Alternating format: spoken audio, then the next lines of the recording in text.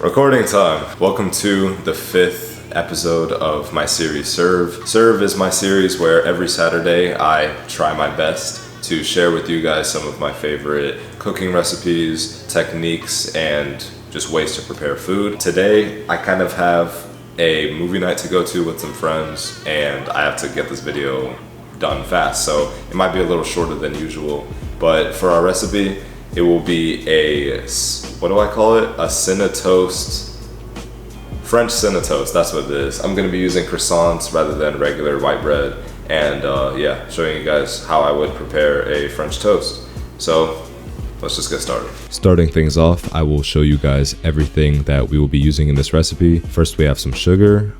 The type or color doesn't really matter. 3 large eggs, and I will be using 2 croissants. These are fairly large croissants just from Publix, but again, the brand doesn't matter as long as they're croissants. Some regular ground cinnamon, and of course my trusty carbon steel pan that I cook absolutely everything on. A little bit of a little bit of butter, some heavy whipping cream, milk. This is fat-free milk. I apologize that your eyes have to see such a horror. We accidentally bought the wrong one, so make sure you're using whole milk. You don't have to use this garbage. Now, normally for a French toast, the first step would be to kind of slice the bread and expose it a little bit to toast evenly. But I figured for this one, I might just try to soak the, French toast liquid batter in the croissant throughout instead of slicing it open and dredging it that way. So we're actually going to start by preparing that soakage liquid batter. I don't know what it's called. We first crack 3 eggs in our bowl and then add our sugar. How much sugar?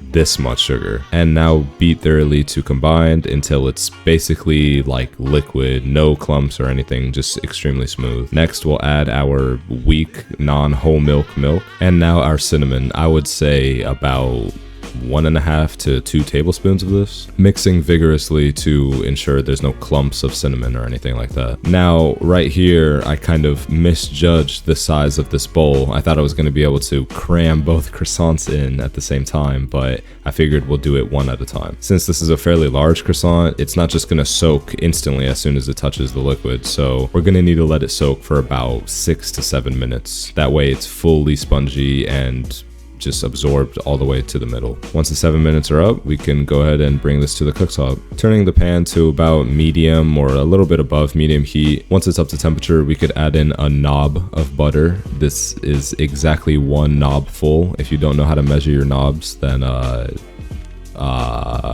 just 1 knob full, all right, 1 knob full. This is a tool that I forgot to show. It's kind of just like a heavy press. I have it in the shape of like a burger, like a circle shape, and I have this rectangular one.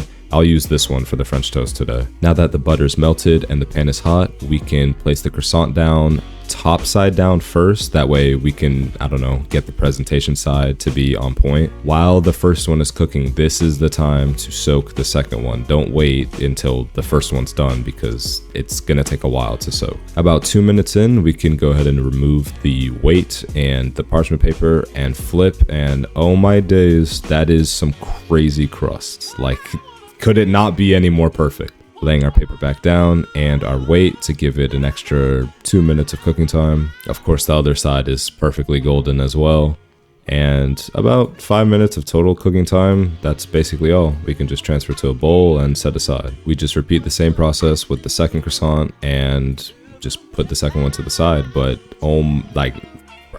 look at the state of these croissants right now. It couldn't be any better, actually. For a topping, we're going to be making some whipped cream. All you need is just a stand mixer if you have one. If not, you can use a handheld mixer or just a normal whisk, but it's going to take a bit longer. It looks like we don't have much cream to work with here, but trust me, like once we start whisking it, it's going to fluff up a lot. So you really don't need that much. You could say I overbeat the cream because it kind of like ever so slightly started to separate, but we're going to ignore it. And we're just going to go ahead and plate up. Starting with just a big dollop of all of our whipped cream, professional drizzle of honey. All right, do you see that right now? And 1 more sprinkle of cinnamon over top. I would use these raspberries, but I kind of ate them all and I didn't have like much to really plate with, so yeah, that works. And there you have it. My take on the French toast, or what did I call it? French Cinna-Toast. Yeah, that little fancy name. Cutting into it, you can see that there's no dry spots and it's all perfectly soaked throughout. And it tastes, I mean, it tastes so good that I just like, I just squirted all the cream all over my shirt. All right. But no, on a real note, this is a really simple breakfast recipe. I don't really eat French toast or pancakes very often, but this was a very pleasant thing to make, and it's insanely simple. So if there's any recipe that I've made, I definitely recommend you guys to try this out. And yeah, as you can see, I was kind of full after just trying to cram it all down on camera, and I decided to stop.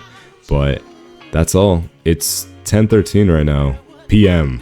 So I gotta edit this and throw it together for y'all. But thank y'all so much for watching. Subscribe, and if not, I'll give you a reason to tomorrow. Oh.